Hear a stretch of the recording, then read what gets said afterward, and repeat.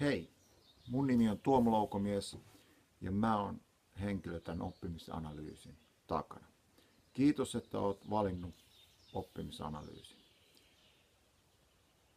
Tämän oppimisanalyysin tarkoitus on parantaa sun oppimista, sun oppimiskokemusta, motivaatiota ja oppimistuloksia. Tässä analyysissä on 4 vaihetta.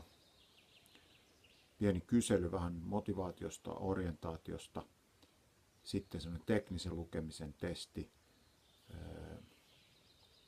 sen jälkeen semmoinen video, josta sun pitäisi poimia tietoa, siinä on tarkoitus tehdä muistiinpanoja, ja sitten viimeisenä on semmoinen tekstin ymmärtäminen, missä pitäisi hahmottaa vähän tekstin sisältöä ja kokonaisuuksia tekstistä.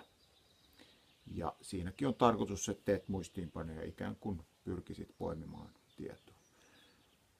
Näistä 4 osiosta sä saat henkilökohtaisen palautteen ja analyysin, jonka tarkoituksena olisi se, että sä pystyisit omaa oppimista tehostamaan. Meillä jokaisella nykypäivän työelämässä niin tulee vastaan oppimistilanteet. Me käydään kursseja, luetaan ammattikirjallisuutta ja pitäisi oppia niitä asioita. Ja aika monesti ihmisillä on puutteelliset taidot siinä oppimisessa ja näitä voitaisiin kehittää.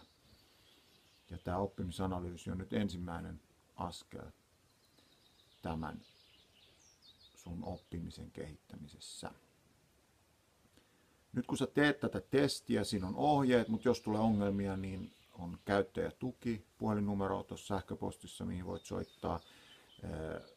Varmaan Gmailissa on chattimahdollisuus ja sähköposti, mutta ehkä puhelimella nopeasti, jos kesken testin on ongelmia. Nyt olisi semmoinen ajatus, että paras vaihtoehto olisi se, että tekisit tämän testin yhteen pötköön 4 osiota. Aikaa menee noin 45 minuuttia. Se nyt vähän riippuu, kuinka nopeasti näitä teet, mutta vielä kerran kiitos, että osallistut, valitsit oppimisanalyysin ja teet tämän testin. Lopuksi, kun olet saanut tulokset, niin toivottaisiin vielä pientä palautetta, joka sitten lähetetään erikseen. Kiitos paljon. Moi!